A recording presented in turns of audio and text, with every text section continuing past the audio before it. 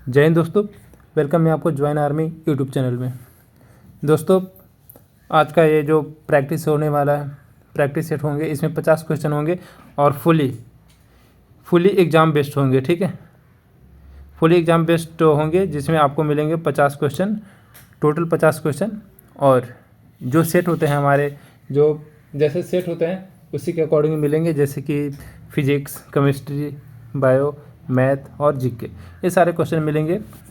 तो जो भी भाई आर्मी नर्सिंग असिस्टेंट की तैयारी कर रहे हैं, प्लीज़ हमारे चैनल से जुड़कर अपने ये जो 2026 का जो सपना है आर्मी नर्सिंग असिस्टेंट में भर्ती होने का, वो अपना सपना पूरा करें। तो 2026 में सपना होंगे जिसमें 100% आपको सिलेक्शन मिलेगा अगर हमारे चैनल के अपलोडेड वीडियो अगर आप पूरे देखते हो तो। क्योंकि हमारे चैनल पे अपलोडेड वीडियो आपको मिलेंगे प्रीवियस ईयर क्वेश्चन बेस्ड पे और रियल एग्ज़ाम बेस्ड पे। तो स्टार्ट करने से पहले एक बार फिर से रिपीट करना चाहूँगा कि जल्दी से चैनल को सब्सक्राइब करके वीडियो को लाइक करके और लास्ट तक बने रहें, ताकि आपको फुल्ली कॉन्फिडेंस से आएंगे एग्ज़ाम के लिए। तो स्टार्ट करते हैं। तो फर्स्ट क्वेश्चन होंगे जैसा कि जीके का होंगे, जैसा कि आपके रियल जो एग्ज़ाम होते हैं आर्मी नर्सिंग असिस्टेंट को, उसमें भी आपको जीके सेक्शन से स्टार्ट होंगे और जिसमें होंगे 15 क्वेश्चन। तो ये 15 क्वेश्चन देखेंगे। तो 15 क्वेश्चन देखने से पहले जल्दी से वीडियो को लाइक करके चैनल को सब्सक्राइब करके और कंटिन्यू रहें। तो देखेंगे फर्स्ट क्वेश्चन क्या है। फर्स्ट क्वेश्चन है कि काजीरंगा राष्ट्रीय उद्यान किसके लिए प्रसिद्ध है। ठीक है, तो ये देखेंगे कि किसके लिए प्रसिद्ध है।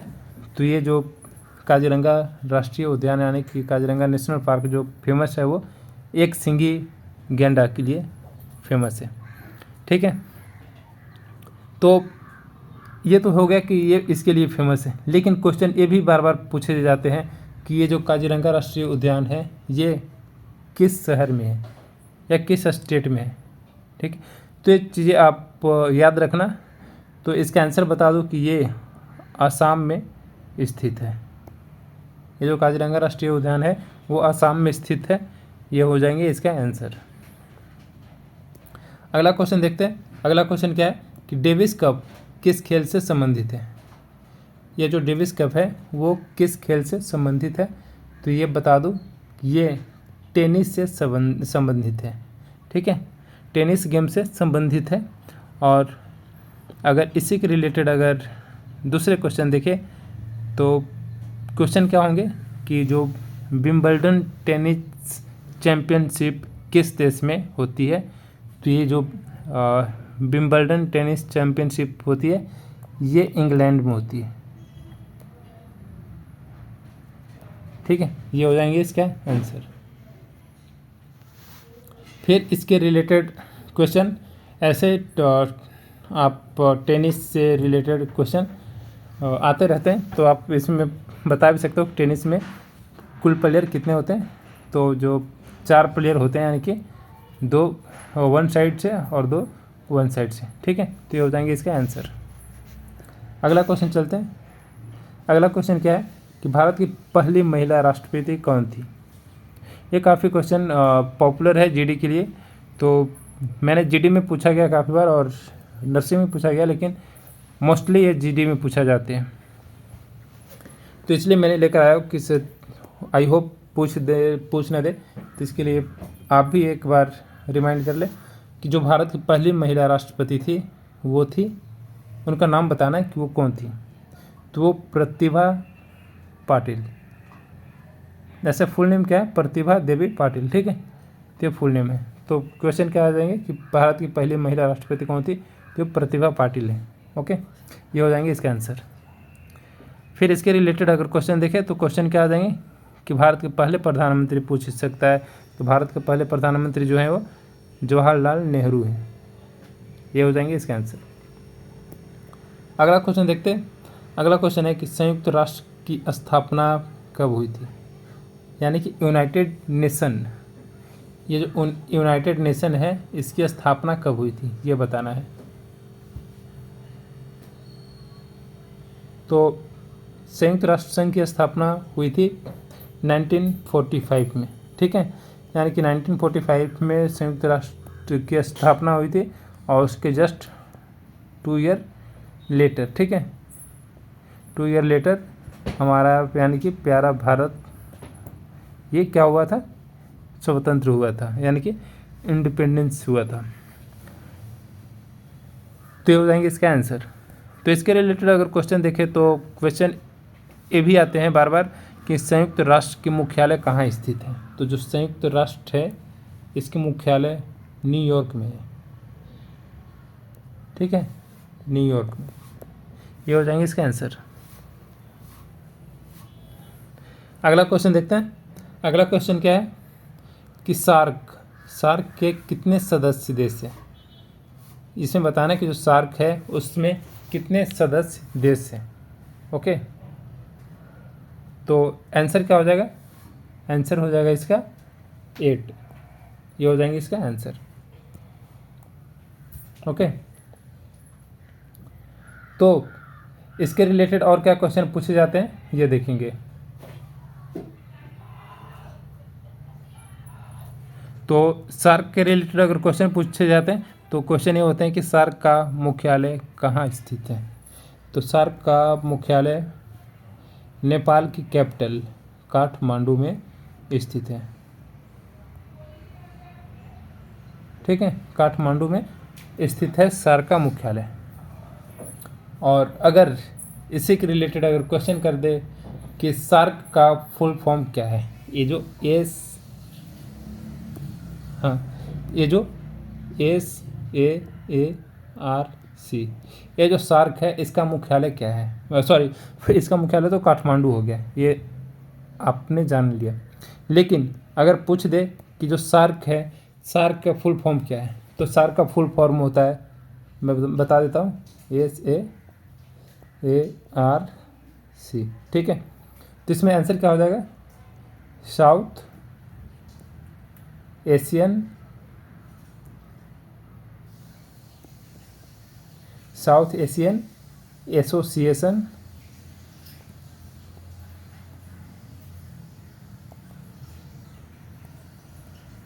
Association for Regional, C for क्या हो जाए, कोऑपरेशन। ये हो जाएंगे इसका सार्क का फुल फॉर्म।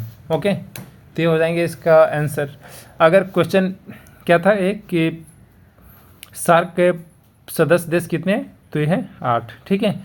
तो 8 देशों का अगर नाम पूछे तो जस्ट ऐसे मैं वर्बली बता देता हूँ, बोर्ड पे लिखूंगा नहीं, जिसमें इंडिया, पाकिस्तान, बांग्लादेश, नेपाल, भूटान, श्रीलंका, मालदीव एंड अफगानिस्तान, ठीक है।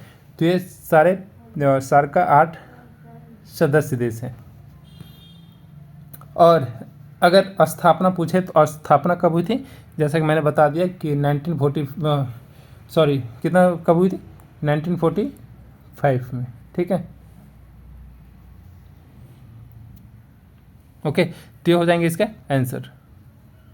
सॉरी, ये अगर ये 1945 किसका था, 1945 हम लोग संयुक्त राष्ट्र की बताया था कि 1945 में इसकी स्थापना हुई थी, ठीक है। अगर सार्क का देखें तो सार्क का स्थापना दिवस 8 दिसंबर 1985 को हुआ था, ठीक है। ये हो जाएंगे इसका आंसर। फिर चलते हैं अगला क्वेश्चन। अगला क्वेश्चन क्या है, नोबेल पुरस्कार पाने वाले पहले भारतीय कौन थे। इसमें नोबेल पुरस्कार पाने वाले पहले भारतीय का नाम बताना जिन्होंने नोबेल पुरस्कार पहले पाया था। तो ये हैं रविंद्रनाथ टैगोर जी ने भारत का पहले ऐसे हैं जो नोबेल पुरस्कार पाए थे। तो इसके रिलेटेड अगर क्वेश्चन पूछने की संभावना है तो कैसे क्वेश्चन आने की उम्मीद रहेंगे। तो क्वेश्चन होंगे कि रविंद्रनाथ टैगोर को नोबेल पुरस्कार किस रचना के लिए मिला था। तो इनकी एक रचना थी गीतांजलि। गीतांजलि एक इनकी रचना थी, ठीक है। एक इनका रचना था जिसके कारण गीतांजलि, जिसके कारण इनको नोबेल पुरस्कार मिला था। ओके, तो ये हो जाएंगे इसका आंसर। फिर चलते हैं अगला क्वेश्चन पे। अगला क्वेश्चन क्या है कि विश्व रेड क्रॉस दिवस, ओके, विश्व रेड क्रॉस दिवस कब मनाया जाता है। तो आंसर क्या हो, आंसर हो जाएंगे 8 मई, ठीक है। 8 मई को विश्व रेड क्रॉस दिवस मनाया जाता है, यानी कि सेलिब्रेट किया जाता है। लेकिन अगर इसके रिलेटेड अगर क्वेश्चन पूछने की संभावना क्या जताई जाती है कि रेड क्रॉस की स्थापना किसने की थी, तो रेड क्रॉस की स्थापना हेनरी ड्यूनांट, ठीक है, हेनरी ड्यूनांट ने रेड क्रॉस की स्थापना की थी। तो ये हो जाएंगे इसका आंसर। फिर अगला क्वेश्चन देखते हैं। अगला क्वेश्चन क्या है, भारत में हरित क्रांति के जनक कौन है? भारत में हरित क्रांति के जनक आपको बताना है कि हरित क्रांति के जनक कौन है। तो आंसर क्या हो जाएगा, एम.एस. स्वामीनाथन। इनको बताया जाता है हरित क्रांति के जनक। तो अगर इसके रिलेटेड अगर क्वेश्चन देखें तो क्या होंगे कि हरित क्रांति से मुख्य रूप से किस फसल का उत्पादन बढ़ा। यानी जब हरित क्रांति आई थी तो एक क्या था, एक रेवोल्यूशन था, ओके, एक क्रांति था जिसके कारण एम.एस. स्वामीनाथन ने इनिशिएटिव लेकर इस जो रेवोल्यूशन को रेज किया था। तो इस रेवोल्यूशन में किस फसल का उत्पादन बढ़ा था, तो इसमें बढ़ा था गेहूं और चावल का, ठीक है। तो काफ़ी सारे रेवोल्यूशन आए हैं, जैसे येलो, पीला, वाइट, तो काफ़ी सारे रेवोल्यूशन थे, लेकिन जो हरित क्रांति थे काफ़ी फेमस रेवोल्यूशन था जिसमें चावल और गेहूं की खेती में काफ़ी बढ़ोतरी हुई थी। फिर चलते हैं अगला क्वेश्चन में। विक्टोरिया मेमोरियल है कि विक्टोरिया मेमोरियल कहाँ स्थित है। तो आप सबको पता होगा कि विक्टोरिया मेमोरियल कहाँ पे स्थित है, ओके। तो विक्टोरिया मेमोरियल एक कोलकाता में स्थित है, ठीक है, कोलकाता में, यानी कि वेस्ट बंगाल में, ओके। तो अगर इसके रिलेटेड अगर क्वेश्चन देखें तो क्वेश्चन क्या होंगे कि जो विक्टोरिया मेमोरियल किस रानी की याद में बनाया गया था। तो अगर विक्टोरिया मेमोरियल जो था वो रानी विक्टोरिया के याद में बनाया गया था, ठीक है, रानी विक्टोरिया की याद में बनाया गया था। तो अगर इसके बारे में देखें तो कब इसका जो निर्माण जो स्टार्ट हुआ था 1906 में स्टार्ट हुआ था और 1921 ईस्वी में ये पूरा हुआ था, ठीक है। और ये बनाने वाला यानी कि पूछ दिया कि किसके याद में बनाया गया था, तो रानी विक्टोरिया हो गया। अगर किसने बनाया था तो वो जो एक लॉर्ड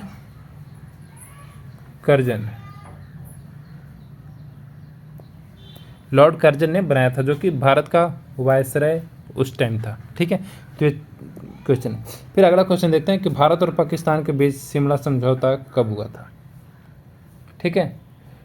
भारत और पाकिस्तान के बीच शिमला समझौता कब हुआ था ये बताना है आपको। तो भारत और पाकिस्तान के बीच शिमला समझौता 1972 को हुआ था, ठीक है, 1972 ईस्वी में हुआ था। तो क्वेश्चन ये भी पूछा जाता है आमतौर पर कि शिमला समझौता पर किस भारतीय प्रधानमंत्री का हस्ताक्षर थे, ठीक है। तो उस टाइम भारत के प्रधानमंत्री इंदिरा गांधी, ठीक है,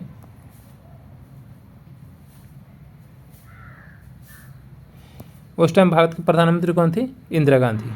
तो पाकिस्तान और भारत के जो बीच शिमला समझौता हुआ था उस पर इंदिरा गांधी का साइन था, यानी कि सिग्नेचर था।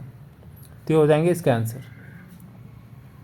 और ये समझौता कहाँ पे हुआ था, ये समझौता शिमला में हुआ था, ठीक है, शिमला में, यानी कि हिमाचल प्रदेश में, ओके, ठीक है। तो ये चीज़ें याद रखना। फिर अगला क्वेश्चन देखते हैं। अगला क्वेश्चन यहाँ से मैथ का क्वेश्चन स्टार्ट हो गया, तो मैथ का हम लोग क्वेश्चन देखेंगे, ठीक है। तो क्वेश्चन क्या है, क्वेश्चन ये है 50,000 पर 12% वार्षिक दर से 2 वर्ष का चक्रवृद्धि ब्याज ज्ञात करें। ठीक है, तो ये बताना है कि 2 वर्ष का चक्रवृद्धि ब्याज। ओके, तो मैंने बताया था सिंपल इंटरेस्ट यानी कि सिंपल इंटरेस्ट यानी कि क्या होता है उसका साधारण ब्याज। एक होता है सिंपल इंटरेस्ट और एक होता है कंपाउंड इंटरेस्ट। तो सिंपल इंटरेस्ट होता है साधारण ब्याज और कंपाउंड इंटरेस्ट होता है चक्रवृद्धि ब्याज। ठीक है, तो अगर चक्रवृद्धि ब्याज का जो साधारण ब्याज होता है तो बिल्कुल सिंपल ऐसे ही आप मल्टीप्लाई करके निकाल सकते हैं, लेकिन चक्रवृद्धि ब्याज के लिए फार्मूला अप्लाई करना ज़रूरी है। बिना फार्मूला को आपको थोड़ा मुश्किल होगा, लेकिन मतलब मुश्किल नहीं, टाइम टेकिंग होगा। तो आप ऐसे ही फार्मूला पे बैठा सकते हैं। ठीक है, तो चक्रवृद्धि ब्याज का अगर फार्मूला देखें तो क्या होता है, ये होता है P × 1 + R/100 और इसका पावर क्या होता है n। ठीक है, n यानी कि इसका कितने साल के लिए पूछ रहा है। ओके, तो हो गया। तो इस पर हम लोग फिर पुट करेंगे। पुट क्या करेंगे यानी कि P क्या हो गया, P हो गया प्रिंसिपल। तो प्रिंसिपल कितना है 50,000। ठीक है, 50,000 P हो गया। फिर इसका फार्मूला क्या है 1 + R क्या है, R है रेट यानी कि 12% पूछ रहा है। फिर कितना हो जाएगा 100 और n कितना है, n है 2 यानी कि 2 ईयर का पूछ रहा है।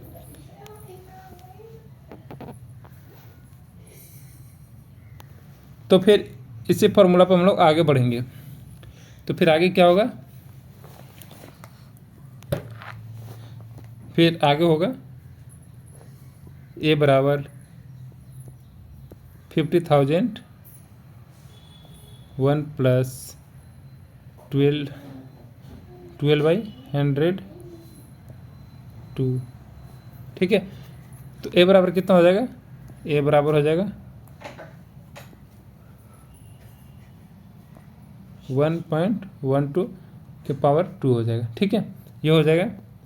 फिर इसको आगे अगर मल्टीप्लाई करेंगे तो हो जाएंगे,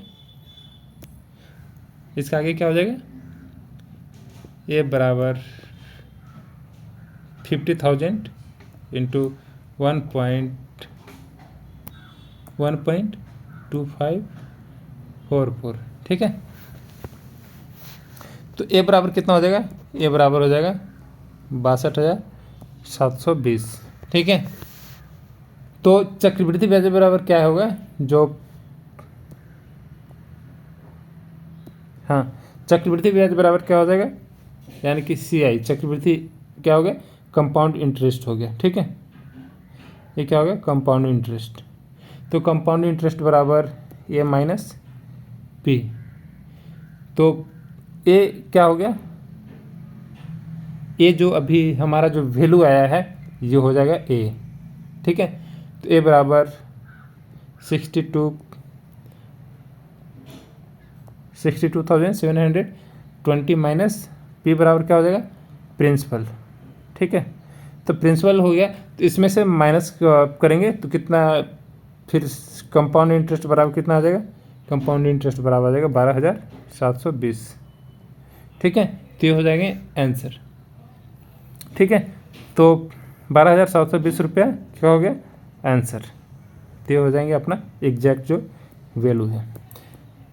तो इसमें देखेंगे कि 12,720 रुपया ये जो आंसर हुआ ये हो जाएंगे आंसर। ठीक है, फिर चलते हैं अगला क्वेश्चन पे। तो थोड़ा सा टाइम टेकिंग हो जाता है फार्मूला पे बैठाने के बाद। फिर यहाँ है एक क्वेश्चन है कि एक बस 4 घंटे में कितना चलता है, 172 किलोमीटर चलती है। तो उसकी गति क्या है, तो गति निकालेंगे। गति मतलब क्या होता है, चाल और गति दोनों सेम ही होती है। तो गति बराबर हो जाएगा दूरी बटा समय। ठीक है, दूरी बटा समय है, तो दूरी कितना है 172 किलोमीटर। ठीक है, 172 किलोमीटर हो गया। और घंटा कितना है 4, तो 172 में डिवाइड करेंगे 4 से। ठीक है, तो कितना आ जाएगा 43 किलोमीटर पर आवर इसकी क्या है, चाल है। ठीक है, तो ये हो जाएंगे इसका आंसर। ओके, तो ऐसे इजी क्वेश्चन आते हैं, आपको वरीड होने की ज़रूरी नहीं है।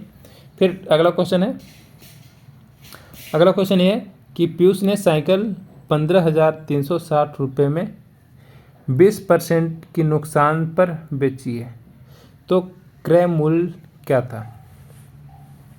तो 20% नुकसान पर बेची है, तो अगर इसको हम लोग ऐसे ही देख लें, यानी कि ऐसे ही देख ले कि कितने इसका ये था, क्योंकि अगर फार्मूला पे बैठाओगे तो फिर वही आ जाएंगे, तो फार्मूला पे काफ़ी लॉन्ग चले जाएंगे।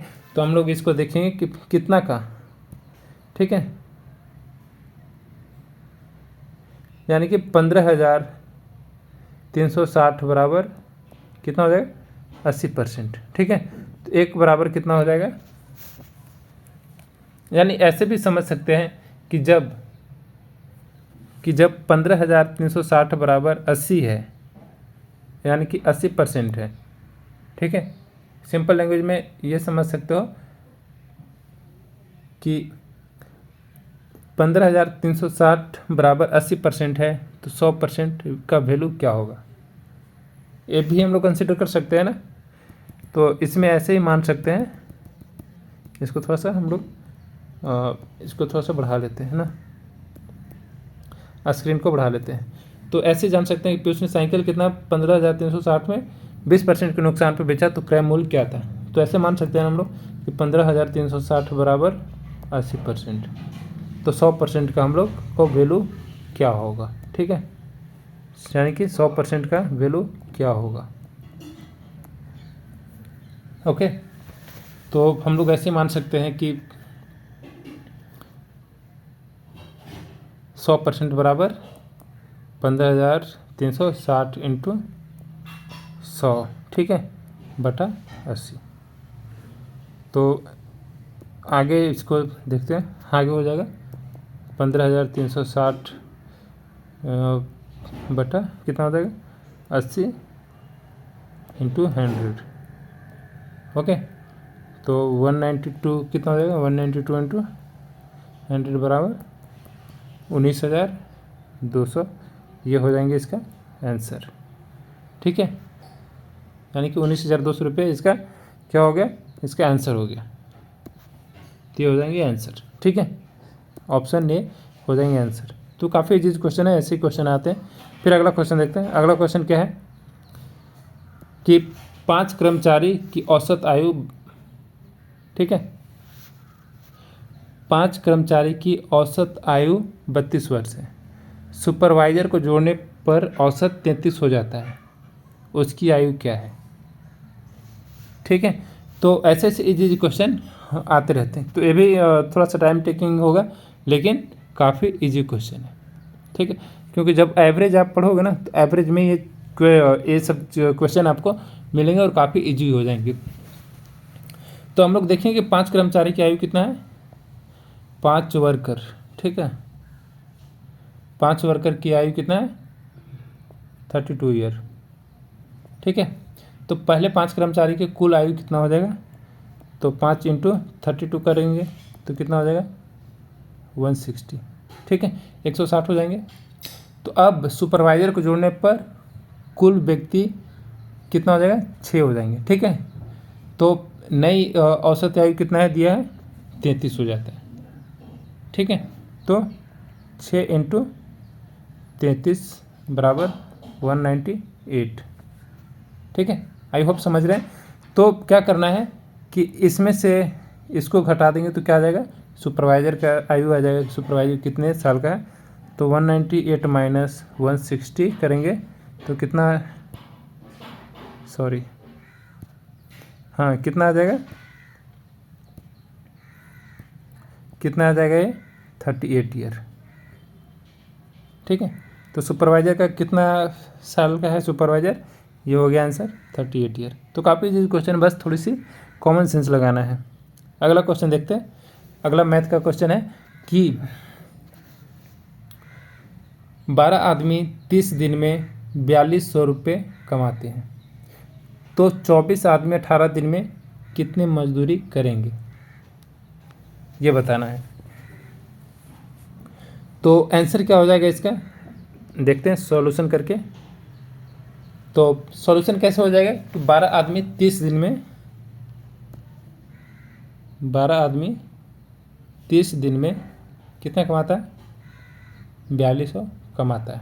ओके, तो पहले एक आदमी एक दिन की मजदूरी निकालते हैं, ठीक है। तो एक आदमी एक दिन की मजदूरी कितना हो जाएगा, 4200 कमाते हैं, तो 4200 इंटू कितना हो जाएगा, 12 इंटू 30, ठीक है। ये इतना कमाता है, ठीक है। कितने लोग, 12 लोग मिलकर 30 दिन में कमाता है, ठीक है। 12 मैन 30 डेज, यानी कि ये रुपीज हो जाएगा, ठीक है। तो समझने में थोड़ा सा आसान हो जाएगा। तो क्या है, ये 1200 रुपये को 4200 रुपये को ऊपर कर दिए, और क्या है, मैन इंटू डे, ठीक है, मैन इंटू डे, ठीक है। तो कितना हो जाएगा, 4200 बटा 360, ठीक है। इसमें मल्टीप्लाई करेंगे तो 360 बराबर कितना आ जाएगा, 11.67 रुपीज़, ठीक है। ये इतना आ जाएगा। ये क्या है, एक आदमी की एक दिन की मजदूरी, ठीक है। तो फिर निकालेंगे कि अब 24 आदमी की 18 दिन की मजदूरी कितना होगा। यही पूछ रहा है ना कि 24 आदमी 18 दिन की मजदूरी कितनी करेंगे। तो इसका आंसर देखते हैं। फिर अब कर देंगे कि 24 आदमी का 18 दिन का मजदूरी इंटू 11.67। क्यों 11.67, क्योंकि ये एक आदमी के एक दिन का मजदूरी है। तो आंसर क्या आ जाएगा, 332, यहाँ से इसको मल्टीप्लाई किए इंटू 11.67 इक्वल टू कितना आ जाएगा, 5040 रुपीज़, ठीक है। तो ये हो जाएंगे इसका आंसर। ओके, लेकिन अगर छोटा तरीका से अगर बनाना चाहो आप, तो छोटा तरीका से बनाने के लिए भी काफ़ी इजी है। आप ऐसे बना सकते हो, दूसरा पेन से लिख देता हूँ कि 4200 into 24 divided by 12 into 18 into 30, ठीक है।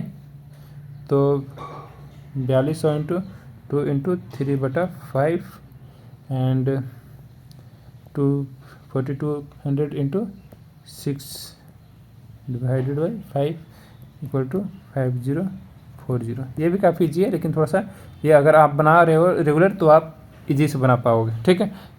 फिर चलते हैं अगला क्वेश्चन। लेकिन हाँ, इसमें देख लेते हैं कि ये 50 ये जो हमारा आंसर आया, ये आंसर है या नहीं, ठीक है। तो ये है 5040, ये आंसर हो जाएंगे ए, ठीक है। तो काफ़ी इजी क्वेश्चन है। फिर अगला क्वेश्चन चलते हैं। अगला क्वेश्चन क्या है कि 5 क्वेश्चन आप जैसे एग्ज़ाम दोगे तो आप फिजिक्स के 5 क्वेश्चन और मैथ का 5 क्वेश्चन आप देखोगे, ठीक है। तो हो गया, अभी मैथ का क्वेश्चन हम लोग सॉल्व किए, अभी करेंगे फिजिक्स का, ठीक है। तो क्वेश्चन क्या है कि हवा की गति मापने का यंत्र कौन सा है, वो बताना है जो हवा की गति को मापता है उस यंत्र को। तो एनोमीटर जो है वो हवा की गति को मापता है, यानी कि मेजरमेंट करता है ये विंड को, स्पीड को। ये हो जाएंगे इसका आंसर। तो इसके रिलेटेड अगर क्वेश्चन देखें तो क्वेश्चन क्या आ सकते हैं कि वाहन द्वारा तय की गई दूरी मापने वाला यंत्र को क्या बोलते हैं। जो यानी कि कोई व्हीकल द्वारा या कोई बस, मतलब जो भी व्हीकल मान लो, तो उसके द्वारा तय की गई जो दूरी होता है उसको कौन सा यंत्र मापते हैं, तो उसको मापने वाला ओडोमीटर है, ठीक है, जो वाहन की गति को मापता है। फिर चलते हैं अगला क्वेश्चन में। अगला क्वेश्चन क्या है, अवतल लेंस किस दोष को ठीक करता है। तो जो अवतल लेंस होता है वो ठीक करता है निकट दृष्टि दोष, यानी कि मायोपिया को, ठीक है। निकट दृष्टि दोष को ठीक करता है, यानी कि मायोपिया को ठीक करता है। तो ये हो जाएंगे इसका आंसर। फिर चलते हैं अगला क्वेश्चन में। अगला क्वेश्चन देखते हैं कि क्वेश्चन क्या है कि गर्म वस्तु से निकलने वाला विकिरण क्या कहलाता है। जो गर्म वस्तु है उससे निकलने वाला विकिरण क्या कहलाता है? तो इसका आंसर क्या हो जाएगा? अवरक्त किरणें। ठीक है, अवरक्त किरणें कहलाता है इंफ्रारेड, यानी कि जो गर्म वस्तु से निकलने वाला विकिरण होता है उसको बोलते हैं इंफ्रारेड। ठीक है, इंफ्रारेड जो रे होते हैं उसको अवरक्त किरणें भी कहते हैं। तो हो जाएंगे इसका आंसर। फिर अगला क्वेश्चन देखते हैं। लेकिन हाँ, इसके रिलेटेड अगर क्वेश्चन देख ले तो सबके लिए, आपके लिए भी बढ़िया होगा। तो मैं बता दूं कि इसके रिलेटेड अगर क्वेश्चन आए तो क्वेश्चन क्या हो सकते हैं कि शक्ति का इकाई क्या है? शक्ति का इकाई होता है वाट। ठीक है, ये क्वेश्चन एक आप कवर कर लो, मे भी पूछ भी दे तो आपके लिए प्लस पॉइंट हो कि शक्ति का ऐसा इकाई क्या है, तो वो है वाट। अगला क्वेश्चन देखेंगे कि कार्य की इकाई क्या है, यानी कि unit of work is what. तो कार्य की इकाई होता है वो होता है जूल। ठीक है, तो ये इसका आंसर हो जाएगा। फिर अगला क्वेश्चन देखते हैं। लेकिन हाँ, इसके रिलेटेड भी एक क्वेश्चन देख रहे तो बेस्ट होगा। तो इसके रिलेटेड अगर क्वेश्चन देखें तो होगा कि बल की एसआई इकाई क्या है? तो बल की एसआई इकाई न्यूटन होता है।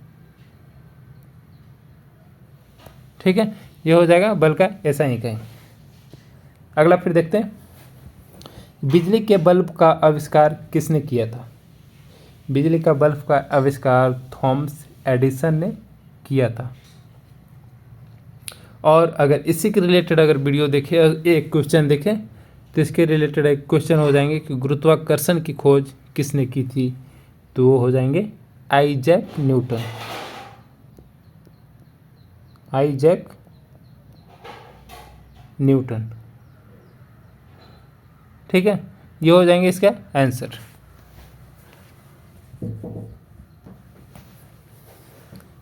फिर देखते हैं अगला क्वेश्चन। अगला क्वेश्चन क्या है? अगला क्वेश्चन ये है कि वंशवृक्षीय वर्गीकरण प्रणाली के समर्थक कौन थे?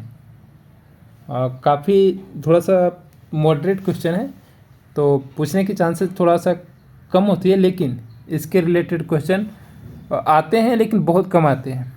तो इसलिए मैंने थोड़ा सा एक दो क्वेश्चन ऐसा डाला हूँ कि आपको थोड़ा सा लेवल को पता चले कि हाँ, ऐसे भी क्वेश्चन पूछे जा सकते हैं। क्यों? क्योंकि ये एग्ज़ाम बेस्ड क्वेश्चन है। ठीक है, एग्ज़ाम बेस्ड क्वेश्चन है, तो इसलिए मैंने एक दो क्वेश्चन डाला हूँ। तो इसके लिए घबराने की कोई ज़रूरी नहीं है, आपको सॉल्यूशन मिलेंगे, आप सॉल्यूशन कर पाएंगे, लेकिन इसके लिए आपको ज्वाइन आर्मी के साथ जुड़ना पड़ेगा। तो क्वेश्चन है कि वंशवृक्षीय वर्गीकरण प्रणाली के समर्थक कौन थे? तो इसके आंसर हो जाएंगे एंगलर एंड प्रांट। ठीक है, एंगलर और प्रांटल ये वंशवृक्षीय वर्गीकरण प्रणाली के समर्थक थे। ठीक है, तो हो जाएंगे इसका आंसर। तो अगर इसके रिलेटेड अगर वीडियो देखें, क्वेश्चन देखें, तो क्वेश्चन ये आ सकते हैं कि प्राकृतिक चयन द्वारा विकास का सिद्धांत किसने दिया? तो ये चार्ल्स डार्विन ने दिया था। ठीक है, चार्ल्स डार्विन ने दिया था प्राकृतिक चयन द्वारा विकास का सिद्धांत। ओके, ये हो जाएंगे इसका आंसर। अगला क्वेश्चन देखेंगे कि चलायमान शुक्राणु किसमें नहीं पाए जाते हैं? यानी कि चलायमान के क्या मतलब होता है? होता है मोटाइल।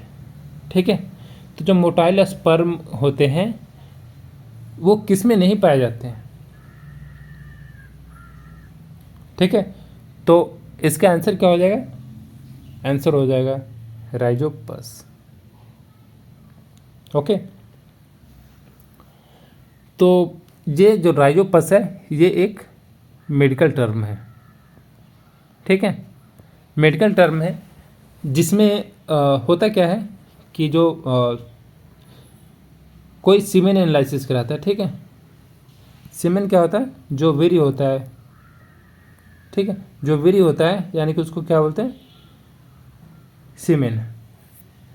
तो होता क्या है इसमें कि इसको मैं मिटाकर बता देता हूँ आपको थोड़ी सी। हाँ, इसमें होता क्या है, जो राइजोपस होता है, जो ऑप्शन डी आंसर है, तो राइजोपस में होता क्या है कि जो वीर्य होता है, यानी कि जिसे हम लोग इंग्लिश में सीमेन बोलते हैं, तो इसमें एक होता है स्पर्म। ठीक है, स्पर्म कुछ ऐसे होते हैं। ठीक है,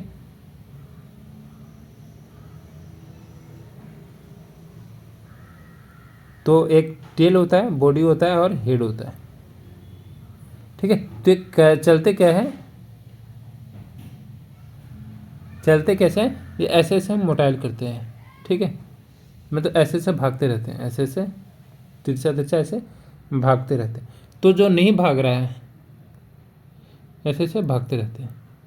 ठीक है, तो जो भाग रहा है, ऐसे ऐसे भाग रहा है, उसको क्या बोलते हैं, उसको बोलते हैं मोटाइल। ठीक है, उसको क्या बोलेंगे, मोटाइल बोलेंगे।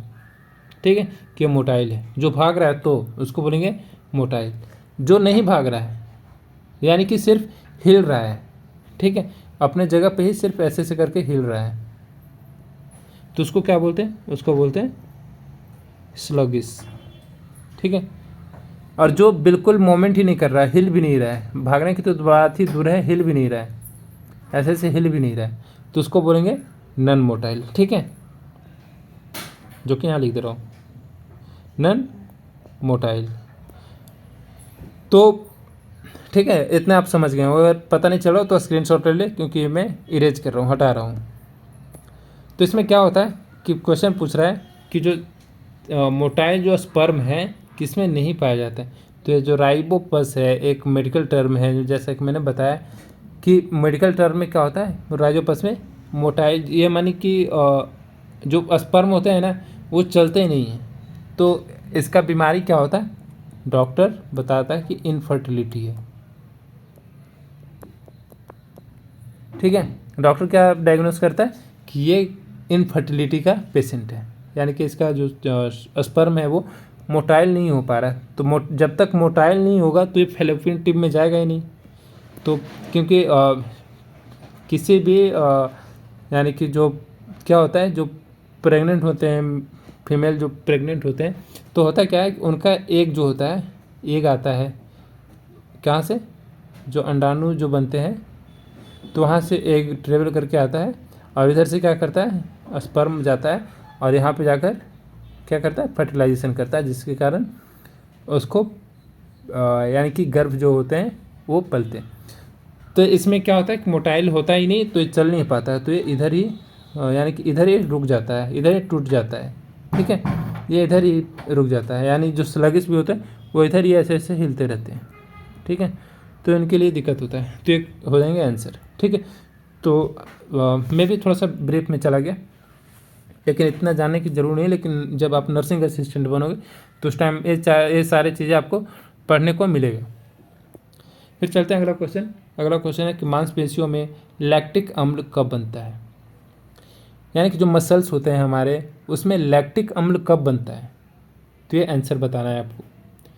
तो लैक्टिक अम्ल क्या होता है, कब बनता है, तो जब हमारे मसल्स में एनारोबिक, ठीक है, एनारोबिक रेस्पिरेशन होता है, यानी कि उसको क्या बोलते हैं, अवायवीय श्वसन, यानी कि उसमें रेस्पिरेशन होता है, तो उस टाइम हमारे मांसपेशियों में लैक्टिक अम्ल बनता है। ठीक है, और अगर ऐसे पूछे कि लैक्टिक अम्ल कहाँ पाया जाता है, तो जो कर्ड होते हैं, यानी कि दही होते हैं, उसमें लैक्टिक अम्ल पाया जाता है। ओके, ये हो जाएंगे इसका आंसर। तो अगला क्वेश्चन अगर देखें, अगला क्वेश्चन, लेकिन इसके रिलेटेड अगर एक और क्वेश्चन देखें तो क्वेश्चन ये होंगे कि जो एरोबिक रेस्पिरेशन है, ठीक है, एरोबिक रेस्पिरेशन है, उसमें कोशिकांग में क्या होता है। तो जो एरोबिक रेस्पिरेशन होते हैं उसके कोशिकांग में माइटोकॉन्ड्रिया होते हैं। ठीक है, माइटोकॉन्ड्रिया होते हैं, तो ये चीज़ें आप याद रखना। अगला क्वेश्चन देखते हैं कि कोशिका की ऊर्जा मुद्रा क्या है। तो कोशिका की ऊर्जा मुद्रा, किसी को भूलना नहीं चाहिए कि कोशिका का ऊर्जा मुद्रा एटीपी होता है, क्योंकि ये काफ़ी वीवीआईपी क्वेश्चन है। बिल्कुल अगर आप एक महीना भी प्रैक्टिस कर रहे हो किसी कंपटीशन की, तो आपको ये क्वेश्चन मिल ही जाएंगे कि जो energy currency of the cell क्या है, यानी कि कोशिका की ऊर्जा मुद्रा क्या है, तो आप एटीपी जान जाओगे। इसका फुल फॉर्म क्या होता है, एडिनोसिन ट्राइफॉस्फेट। ठीक हो, फिर चलते हैं अगला क्वेश्चन। अगला क्वेश्चन क्या है,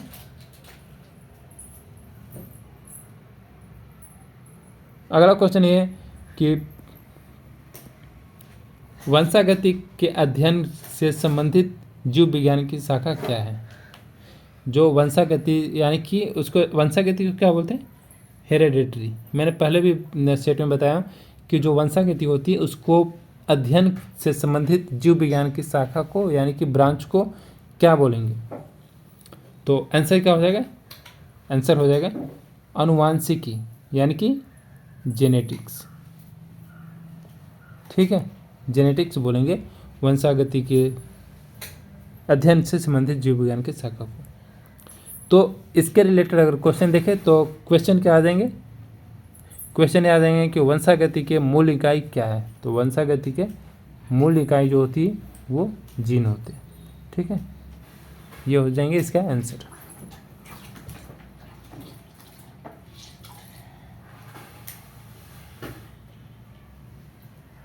अगला क्वेश्चन देखते हैं कि सार्कोलेमा जो एक मेम्ब्रेन होती है, यानी कि झिल्ली होता है सार्कोलेमा, वो किसे ढकती है, किसे ढकेगी।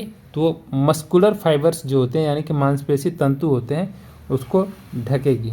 ठीक है, तो ये क्वेश्चन भी काफ़ी अच्छे क्वेश्चन है। काफ़ी बार ये जो ऐसे ऐसे क्वेश्चन जो है, एक मैंने पिछला क्वेश्चन पूछा और एक ये क्वेश्चन हो गया। तो कुछ क्वेश्चन ऐसे होते हैं जो आपको अगर जानते हो तो उसमें काफ़ी प्लस पॉइंट मिलेंगे, क्योंकि उसमें 10 से 15% ही बच्चे जो होते हैं वो जान पाते हैं ऐसे ऐसे क्वेश्चन को, यानी क्योंकि थोड़ी सी लेवल से थोड़ा सा अपग्रेड हो जाता है, यानी कि जो मॉडरेट लेवल की हो जाती है। तो ऐसे क्वेश्चन थोड़ा सा कम ही लोग जानते हैं। फिर चलते हैं अगले क्वेश्चन पे। अगला क्वेश्चन क्या है कि हृदय रोगी को पेसमेकर देना किस क्षेत्र से संबंधित है। ओके, कि जो हृदय रोगी को, यानी कि जो हार्ट पेशेंट है, उनको पेसमेकर देना किस क्षेत्र से संबंधित है, तो ये बताना है। तो इसका आंसर क्या हो जाएगा, आंसर हो जाएगा इसका बायोमेडिकल इंजीनियर। ठीक है, जो बायोमेडिकल इंजीनियर होते हैं तो उनके द्वारा उनके क्षेत्र में ये जो हृदय रोगी को पेसमेकर देना माना जाता है। तो इसके रिलेटेड अगर क्वेश्चन देखें तो क्वेश्चन ये हो जाएंगे कि पेसमेकर किस कार्य को नियंत्रित करने में मदद करता है। तो पेसमेकर जो है वो हार्ट बीट, यानी कि हृदय की धड़कन को कंटिन्यू रखने में मदद करता है। ठीक है, तो ये हो जाएंगे इसका आंसर। अगला क्वेश्चन देखते हैं कि जीवों के वर्गीकरण से संबंधित शाखा क्या है। जो जीवों को, यानी कि बायोलॉजी के रिलेटेड जो क्लासिफिकेशन होते हैं उसको क्या कहते हैं। ओके, तो आंसर क्या हो जाएगा इसका, आंसर हो जाएगा टैक्सोनोमी। ठीक है, जिसको इंग्लिश में क्या बोलते हैं, वर्गीकी। ठीक है, वर्गीकी बोलते हैं इसका इंग्लिश में। ठीक है, तो अगर इसके रिलेटेड अगर क्वेश्चन देखें तो इसके रिलेटेड क्वेश्चन क्या आ सकते हैं कि कीटों के अध्ययन को क्या कहते हैं। तो कीटों को अध्ययन को कहते हैं एंटोमोलॉजी। ठीक है, एंटोमोलॉजी बोलेंगे कीटों के अध्ययन को। तो ये हो जाएंगे इसका आंसर।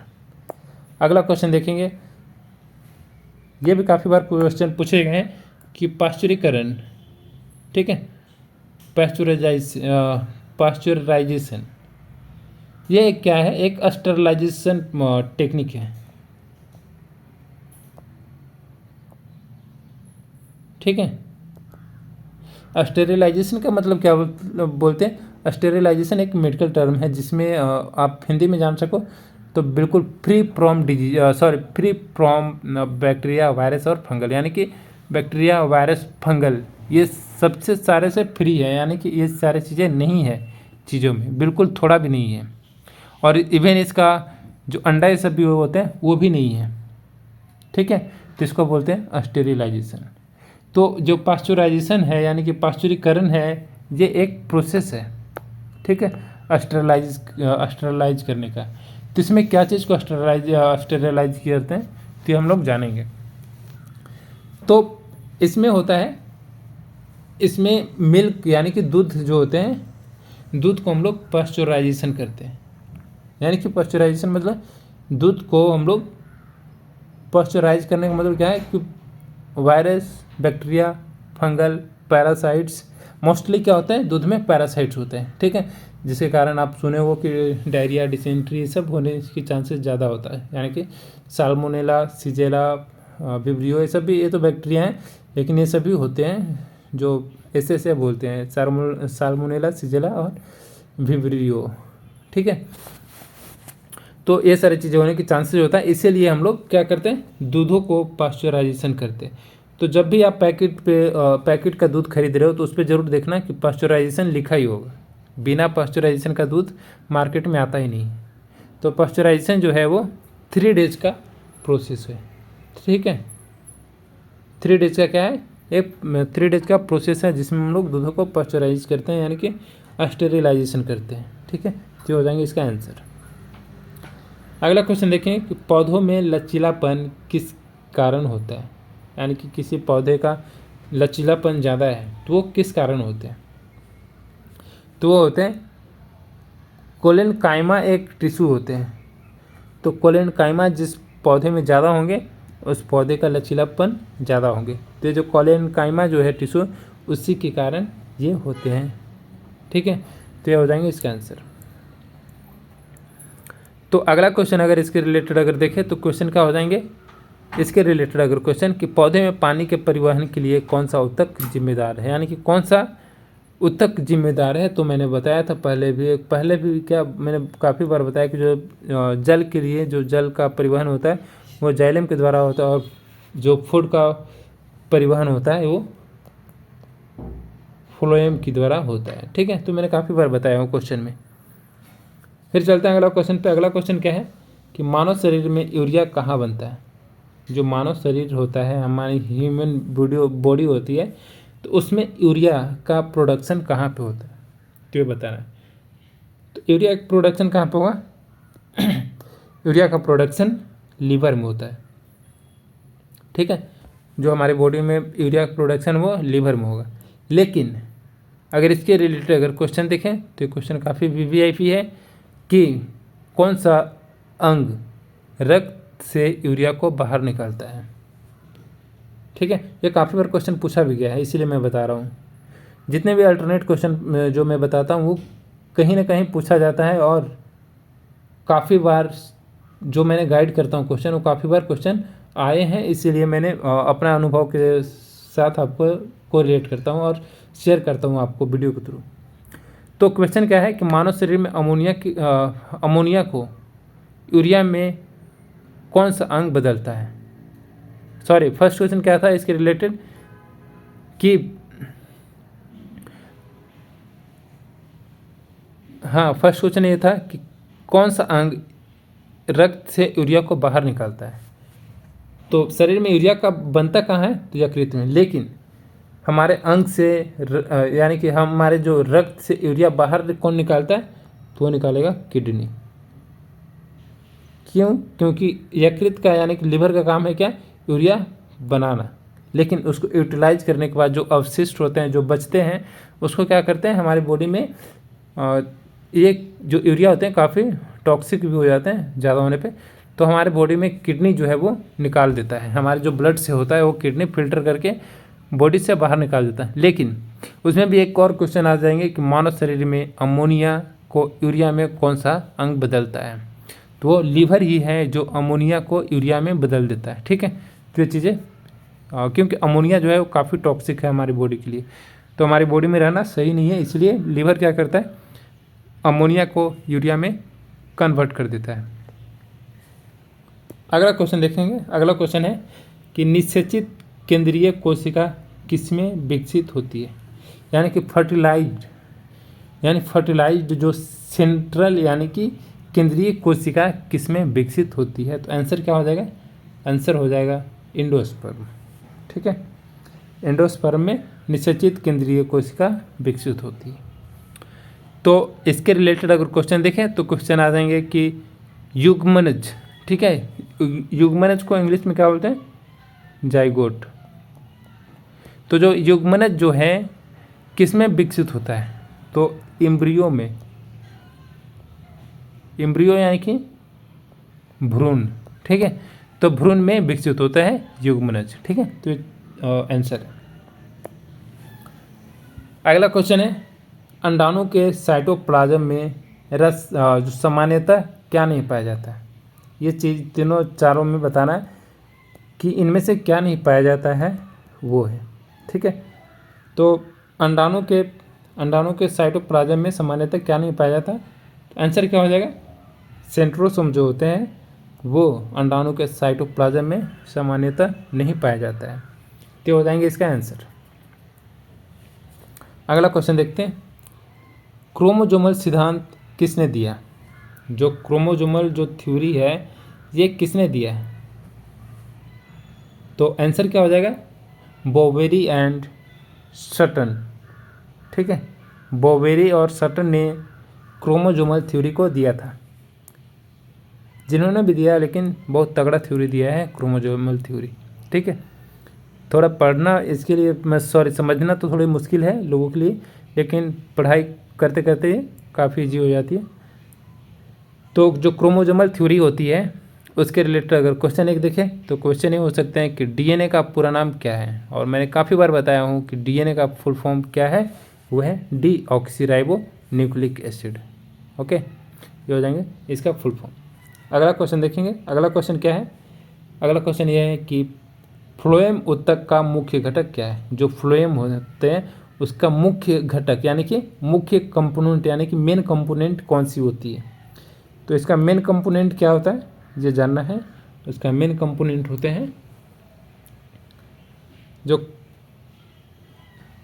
कैम्पेनियन जो कोशिका और सिव ट्यूब होते हैं, यानी कि कैम्पेनियन सेल एंड सिव ट्यूब जो होते हैं, ये इसका आंसर हो जाएगा। यानी कि फ्लोएम ऊतक का मुख्य घटक यानी कि फ्लोएम जो टिश्यू होते हैं उसका मेन कंपोनेंट होते हैं।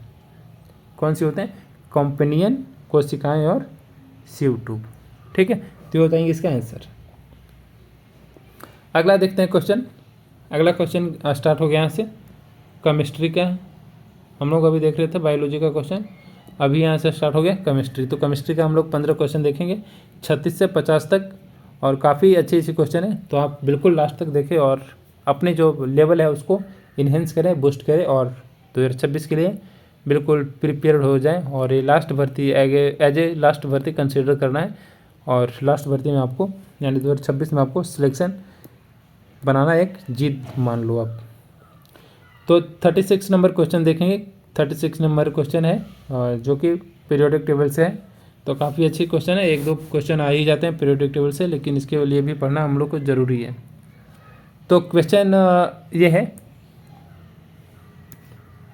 है कि आवर्त सारणी का सबसे लंबा और सबसे छोटा आवर्त कौन सा है। सबसे लंबा बताना है कि सबसे लंबा और सबसे छोटा आवर्त कौन सा है। तो आंसर क्या हो जाएंगे, 6 और ए। यानी कि लॉन्गेस्ट क्या हो जाएगा 6 है, और शॉर्टेस्ट आवर्त सारणी 1 है। ठीक है, तो लॉन्गेस्ट जो है छठा आवर्त सारणी, और सबसे शॉर्टेस्ट यानी कि सबसे छोटा आवर्त सारणी 1 हो जाएंगे। तो हो जाएंगे इसका आंसर। ठीक है, फिर इसके रिलेटेड अगर क्वेश्चन देखें तो इसके रिलेटेड क्वेश्चन ये हो सकता है कि आधुनिक आवर्त सारणी में कितने आवर्त होते हैं। तो कितने आवर्त होंगे, ये होते हैं 7। ठीक है, 7 आवर्त होंगे हमारे जो पीरियोडिक टेबल होते हैं उसमें। अगला क्वेश्चन देखेंगे। अगला क्वेश्चन क्या है कि सल्फर की परमाणुकता क्या है। जो एटोमिसिटी है वो सल्फर की कितनी है, यानी कि क्या है, तो वो बताना है। तो आंसर क्या हो जाएगा? आंसर हो जाएगा बहुपरमाणुक। ठीक है, पॉली एटॉमिक। पॉली का मतलब क्या होता है? बहुत। ठीक है, टेट्रा क्या होता है? 4, ट्राई होता है 3, डाई होता है 2। ठीक है, तो जो सल्फर की परमाणुकता है यानी कि एटोमिसिटी है वो बहुत होती है, यानी बहुपरमाणुक। ये हो जाएंगे इसका आंसर। अगला क्वेश्चन देखेंगे। अगला क्वेश्चन है, एक ही समूह के तत्वों में क्या समान होता है? ठीक है, जो एक ही समूह का जो तत्व है उसमें क्या समान होते हैं, तो ये बताना है। तो आंसर क्या हो जाएंगे इसका? आंसर हो जाएंगे same number and valence electron. ठीक है, same number and valence electrons जो होते हैं यानी कि समान संयोजक इलेक्ट्रॉन सेम होते हैं। तो ये हो जाएंगे इसका आंसर। तो अगर इसी के रिलेटेड अगर क्वेश्चन देखें तो क्वेश्चन नेक्स्ट क्वेश्चन आने की संभावना क्या होता है कि समान गुणों वाले तत्व जो यानी कि समान गुण यानी कि सेम गुण वाले तत्व आवर्त सारणी में किस में रखे जाते हैं? तो ये रखे जाते हैं ग्रुप में रखे जाते हैं, यानी कि समूह में रखे जाते हैं। ठीक है, तो हो जाएंगे इसका आंसर। ध्यान देना आप लोग थोड़ा सा, क्योंकि मैं जो क्वेश्चन बताता हूँ जैसे 39 नंबर क्वेश्चन में बता रहा हूँ कि मोटर वाहन के ईंधन किसका मिश्रण होता है, तो एक तो क्वेश्चन में बता दिया। ठीक है, लेकिन इसके रिलेटेड भी मैं क्वेश्चन बताता हूँ, एक दो क्वेश्चन। तो वो जो रिलेटेड क्वेश्चन जो बताता हूँ उसको मैं बोर्ड पे लिखता नहीं हूँ क्योंकि काफ़ी टाइम लग जाता है, इसलिए मैं बोल देता हूँ। तो आप प्लीज़ नोटबुक में अपना नोट जरूर करें ताकि आपको आगे चलकर रिवीजन करने में प्रॉब्लम ना हो, क्योंकि मैं सारे जो क्वेश्चन है जो रिलेटेड क्वेश्चन है वो प्रीवियस ईयर क्वेश्चन में पूछे जाते हैं और पूछने की संभावना भी काफ़ी होती है, तो इसलिए मैं इसको लेकर चलता हूँ। तो नेक्स्ट क्वेश्चन क्या है कि मोटर वाहन का ईंधन किसका मिश्रण होता है? तो मोटर वाहन का ईंधन जो होता है वो मिश्रण होता है, वो है सैचुरेटेड एंड अनसैचुरेटेड हाइड्रोकार्बन। ठीक है, सैचुरेटेड एंड अनसैचुरेटेड, सॉरी, जो सैचुरेटेड होते हैं और अनसैचुरेटेड हाइड्रोकार्बन दोनों जो होते हैं उसका मिश्रण होता है। ठीक है, तो हो जाएंगे इसका आंसर। तो इसके रिलेटेड अगर क्वेश्चन देखें तो क्वेश्चन हो जाएंगे कि सीएनजी वाहनों में मुख्य रूप से कौन सी गैस ईंधन के रूप में प्रयोग किया जाता है? तो मीथेन जो है वो प्रयोग किया जाता है मुख्य रूप से। ठीक है, तो हो जाएंगे इसका आंसर। अगला क्वेश्चन है, प्राकृतिक में सबसे कठोर धातु कौन सी है? ये तो कोई भूलने वाली क्वेश्चन नहीं है, सबको पता है। सबको क्या मतलब कोई भूल ही नहीं सकता है क्वेश्चन को, क्योंकि काफ़ी बार पूछे जाते हैं। ठीक है, तो धातु पूछ रहा है। ठीक है, तो आप लोग प्लेटिनम, डायमंड, हीरा, मतलब ये सब जो भी ये चीज़ें, ये सब पे मत जाना, क्योंकि पूछा गया है क्या प्राकृतिक की सबसे कठोर धातु कौन सी है। सबसे कठोर धातु पूछे तो हमेशा टंगस्टन होता है। ठीक है, ना कि सोना, प्लेटिनम, लोहा, ये सारी चीज़ें नहीं होती है। कठोर धातु क्या है? टंगस्टन है। तो ये हो जाएंगे इसका आंसर। तो इसके रिलेटेड अगर क्वेश्चन पूछे कि टंगस्टन का उपयोग बल्ब में क्या बनाने के लिए किया जाता है, तो जो बल्ब में जो फिलामेंट बना होता है, यानी कि जो ये बल्ब है सपोज दैट, तो इसमें फिलामेंट जो होते हैं ऐसे ऐसे करके होते हैं, तो ये जो फिलामेंट है ये बना होता है टंगस्टन धातु का। अगला क्वेश्चन चलते हैं, H2O2 की संरचना कैसी होती है? ठीक है, H2O2 की संरचना कैसी होती है? तो वो नॉन प्लेनर होता है, यानी कि असमतलीय होता है। ठीक है, तो ये चीज़ें हैं, असमतलीय है यानी कि नॉन प्लेनर है, तो हो जाएंगे इसका आंसर। लेकिन अगर इसके रिलेटेड अगर क्वेश्चन देखें कि H2O2 जो है कॉमनली कहाँ पे यूज होता है, तो H2O2 डिसइंफेक्टेंट के रूप में, H2O2 क्या है? डिसइंफेक्टेंट, यानी कि कीटाणुनाशक के रूप में किया जाता है। ओके, ये हो जाएंगे इसका आंसर। H2O2 को हम लोग क्या बोलते हैं? H2O2 को बोलते हैं हाइड्रोजन परऑक्साइड।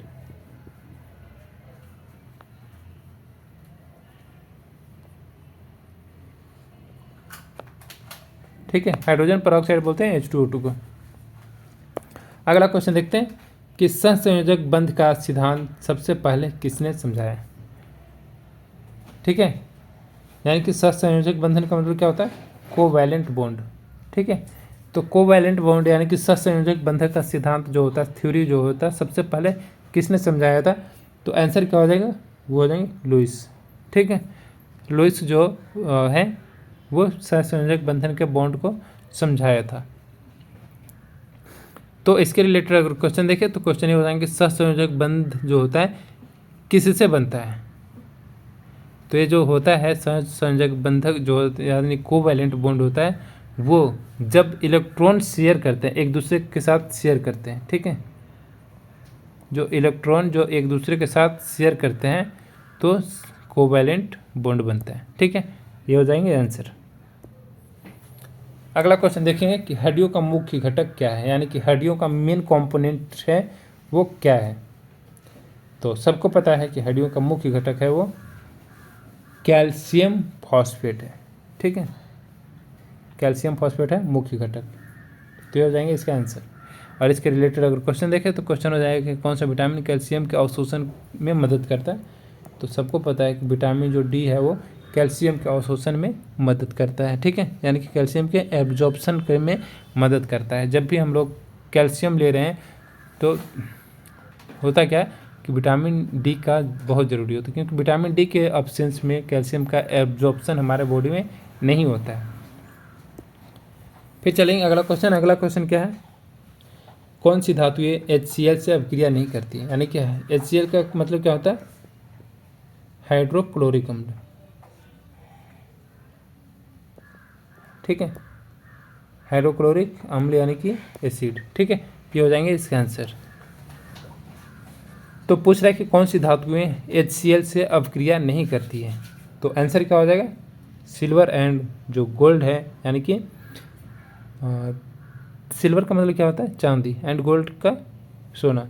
तो जो चांदी और सोना है ये HCl से यानी कि हाइड्रोक्लोरिक अम्ल से रिएक्शन नहीं करते हैं। ठीक है, तो हो जाएंगे इसका आंसर। अगला क्वेश्चन देखेंगे कि ड्यूटेरियम के नाभिक में क्या होता है? जो ड्यूटेरियम होते हैं उसके नाभिक में क्या होता है? तो आंसर क्या हो जाएगा? 1 प्रोटॉन एंड 1 न्यूट्रॉन। ठीक है, 1 प्रोटॉन एंड 1 न्यूट्रॉन जो होते हैं वो ड्यूटेरियम के नाभिक में यानी कि न्यूक्लियस में होते हैं। तो इसके रिलेटेड अगर क्वेश्चन देखें तो क्वेश्चन ये आ सकते हैं कि परमाणु के नाभिक में कौन कौन से कण पाए जाते हैं? तो जब भी परमाणु के नाभिक यानी कि कोई भी एटम्स है उसके न्यूक्लियस में प्रोटॉन एंड न्यूट्रॉन पाए जाते हैं। इसीलिए ड्यूटेरियम के नाभिक में क्या होता है? 1 प्रोटॉन एंड 1 न्यूट्रॉन। ठीक है, ये हो जाएंगे इसके आंसर। अगला क्वेश्चन देखें। अगला क्वेश्चन क्या है कि अधिक ऊंचाई पर तरल को क्वथनांक कैसा होता है? यानी कि काफ़ी ऊंचा पे, यानी कि सपोज दैट आप मान लो कि हिल्स एरिया पे, ठीक है, हिल्स एरिया पे जो बॉइलिंग पॉइंट होता है, यानी क्वथनांक का मतलब क्या होता है? यानी कि बॉइलिंग पॉइंट। ठीक है, तो ढेर ऊंचाई पे यानी कि हिल्स एरिया पे बॉइलिंग पॉइंट किसी भी तरल पदार्थ का यानी कि किसी भी लिक्विड पदार्थ का बॉइलिंग पॉइंट क्या होगा? समान होगा, कम होगा, अधिक होगा, बहुत ज़्यादा अधिक होगा, क्या होगा? तो इसका आंसर क्या हो जाएगा?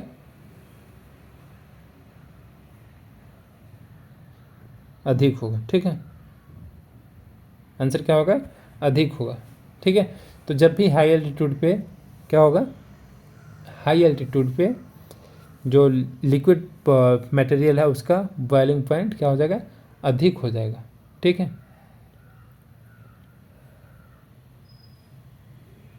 सॉरी, हायर में बता दिया। ये क्या होगा? लोअर होगा, लोअर होगा हाई एल्टीट्यूड पे। ठीक है, यानी कि जो अधिक ऊंचाई यानी कि हाई एल्टीट्यूड। तो हाई एल्टीट्यूड पे क्या होगा? किसी भी तरल पदार्थ का क्वथनांक यानी कि बॉइलिंग पॉइंट क्या हो जाएगा? लोअर हो जाएगा, कम हो जाएगा। तो तो ये हो जाएंगे इसका आंसर। ओके, फिर चलते हैं अगला क्वेश्चन पे। अगला क्वेश्चन क्या है? अगला क्वेश्चन ये है कि बेंजीन आसानी से योग अभिक्रिया क्यों नहीं करता है। यानी जो बेंजीन होता है वो इजली यानी कि आसानी से योग अभिक्रिया क्यों नहीं करते, तो ये बताना है। तो इसका क्या रीज़न है? तो इसका आंसर क्या हो जाएगा? जो रेजोनेंस जो स्टेबिलिटी स्टेबलाइज जो सिस्टम है वो प्रिजर्व हो जाता है। यानी कि जो अनुनाद होते हैं, अनुनाद द्वारा स्थिर प्रणाली बनी रहती है, इसीलिए बेंजीन आसानी से योग अभिक्रिया नहीं करती है। ठीक है, ये हो जाएंगे इसके आंसर। ये थोड़ा सा मॉडरेट क्वेश्चन है, और थोड़ा सा अगर डिफ़िकल्टी लेवल देखें तो थोड़ा सा हाई है इसके। तो मैंने बताया था पहले भी 2-3 क्वेश्चन में ऐड किया हूँ, जिसमें आपको थोड़ी सी घबराने की ज़रूरत नहीं है, उसको आंसर मिल जाएंगे। और उसके रिलेटेड अगर आप क्वेश्चन प्रैक्टिस करना चाहें तो हमारे चैनल के साथ मिलकर डेली प्रैक्टिस कर सकते हैं, क्योंकि 1-2 ज़रूर आते हैं जो मॉडरेट क्वेश्चन हैं या जो हार्ड क्वेश्चन होते हैं वो 1-2 सेट में आते ही हैं, ताकि थोड़ी सी लोग फंसे। और जो भी समझ पाते हैं उनके लिए अगर समझो तो ग्रेस मार्क हो जाते हैं। ठीक है, तो उनके लिए काफ़ी अच्छी है। फिर अगला क्वेश्चन चलते हैं कि जो मादा मच्छर है, ठीक है, मादा मच्छर का मतलब क्या होता है? Female mosquito. तो फीमेल मॉस्किटो के काटने से होने वाली बीमारी कौन सी है? ठीक है, तो ये चीज़ें तो काफ़ी भूलने लायक है ही नहीं बिल्कुल, क्योंकि ये बेसिक क्वेश्चन है। आप सबको बिना जो नहीं भी पढ़ाई करते हैं उनको ही पता होगा कि जो मादा मच्छर हैं, यानी कि जो फीमेल जो मॉस्किटो हैं वो काटने से होने वाली बीमारी क्या है? तो ना एड्स होंगे, न HIV होंगे। ठीक है, यानी कि मलेरिया, जो एड्स HIV होता है, चिकनगुनिया HIV, ये सब तो होंगे नहीं। तो होंगे क्या? ठीक है, तो क्या होंगे? वो होंगे डेंगू मलेरिया। ठीक है, डेंगू मलेरिया होंगे, जो कि मादा मच्छर के काटने से होने वाली जो बीमारी है। तो अगर इसके रिलेटेड अगर क्वेश्चन देखें तो क्वेश्चन क्या आ जाएंगे कि डेंगू बुखार किस वायरस के कारण होती है? तो वो होगा डेंगू वायरस। ठीक है, डेंगू वायरस के कारण होगा। तो क्वेश्चन ये भी आ सकते हैं कि मलेरिया जो है वो किस मच्छर से फैलता है? तो मलेरिया हमेशा फीमेल एनाफिलीज मॉस्किटो से फैलती है। ठीक है, यानी कि यहाँ पर लिख देता हूँ फीमेल एनाफिलीज मॉस्किटो। ठीक है, इसके काटने से फैलती है क्या? Dengue malaria. ठीक है,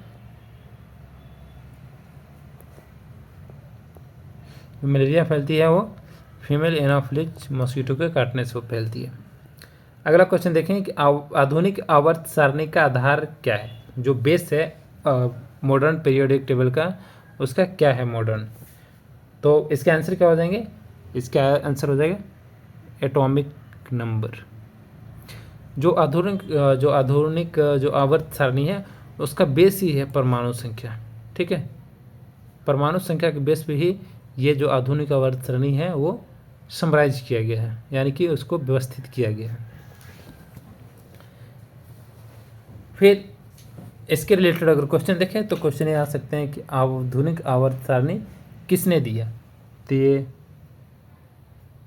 हेनरी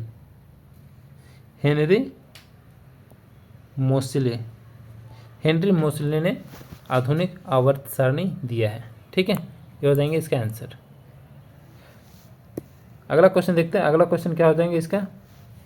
अगला क्वेश्चन ये हो जाएंगे समुद्र के पानी के फैलने का कारण क्या है? जो समुद्र का पानी जो फैलने लगता है उसका कारण क्या है? क्यों फैलते हैं? क्योंकि ये इंक्रीज होने लगते हैं किसमें? टेम्परेचर में, यानी कि तापमान में ये वृद्धि होने लगते हैं, यानी कि इंक्रीज होने लगते हैं टेम्परेचर में। ठीक है, तो ये हो जाएंगे इसका आंसर। तो इसके रिलेटेड अगर क्वेश्चन देखें तो क्वेश्चन है कि which gas contribute the most to global warming, यानी कि ग्लोबल वार्मिंग में सबसे अधिक योगदान देने वाली गैस कौन सी है? तो आंसर क्या हो जाएगा? सबको पता है CO2। ये जो कार्बन डाइऑक्साइड है वो ग्लोबल वार्मिंग में, यानी कि जो ग्लोबल वार्मिंग होने वाली है उसमें या हो रही है, उसमें सबसे ज़्यादा मोस्ट जो इंगेज यानी कि योगदान देने वाली है वो गैस, वो है CO2। ठीक है, ये हो जाएंगे इसके आंसर। तो आज का इतना ही था, 50 क्वेश्चन हो गए कंप्लीट पूरे। ठीक है, तो ऐसे ही मैं बिल्कुल सिंपल और मॉडर्न क्वेश्चन का कॉम्बिनेशन से एक प्रैक्टिस सेट बनाया जो कि फुली एग्ज़ाम बेस्ड है, रियल एग्ज़ाम बेस्ड। तो जो भी भाई इसमें 40 क्वेश्चन अगर 40 क्वेश्चन प्लस अगर किया है, यानी 40 क्वेश्चन भी किया है, तो उनका जो सिलेक्शन रेट है वो 70% होगा। ठीक है, तो ऐसे ही क्वेश्चन आप प्रैक्टिस करते रहें हमारे साथ जुड़कर, और आपको काफ़ी हेल्प मिलेंगे इसमें। जो कि आर्मी का नर्सिंग असिस्टेंट का जो एग्ज़ाम देने वाले हैं भाई, उनको काफ़ी हेल्प मिलेगा। तो मेरे साथ जुड़ने के लिए धन्यवाद। फिर मिलते हैं आपसे नेक्स्ट वीडियो में। और नेक्स्ट वीडियो आप प्लीज़ सजेस्ट करें कि नेक्स्ट वीडियो जो किस टॉपिक पे लेकर आया हूँ। एक भाई ने कमेंट किया था कि सर इस वीडियो लेकर आएँ कि जो आर्मी नर्सिंग असिस्टेंट से पैरा कमांडो या पैरा स्पेशल फोर्स में कैसे जाएं, उस पर वीडियो। तो इस वीडियो पे काम चल रही है, जल्द ही लेकर आऊँगा। इसके बारे में डाटा कलेक्ट कर रहा हूँ मैं, और काफ़ी अच्छी वीडियो लेकर आऊँगा, काफ़ी एनर्जेटिक और काफ़ी नॉलेजेबल वीडियो लेकर आऊँगा इस टॉपिक पे। तो प्लीज़ जिन भाइयों का कमेंट था वो प्लीज़ वेट करें, 1-2 दिन में ज़रूर आ जाएंगे। और फिर मिलते हैं आपसे नेक्स्ट वीडियो में। आज के लिए जय हिंद, जय भारत।